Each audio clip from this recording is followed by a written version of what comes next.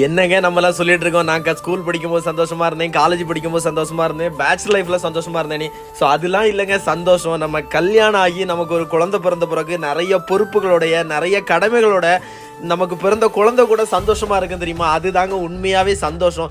எவ்வளோதான் மனசுல வலி இருந்தாலும் எவ்வளோதான் கஷ்டம் இருந்தாலும் அந்த குழந்தைங்க கூட வந்து விளையாடும் போது நமக்குள்ள ஒரு சந்தோஷம் கிடைக்கும். இந்த குழந்தைக்கான ஒரு உலகத்தை உருவாக்கணும், அவளுக்கான ஒரு கெரியரை உருவாக்கணும், அவளுக்கான ஒரு வாழ்க்கையை உருவாக்கி கொடுக்கணும் நம்ம ஒவ்வொரு வாட்டியும் நினைக்கிறோம் தெரியுமா?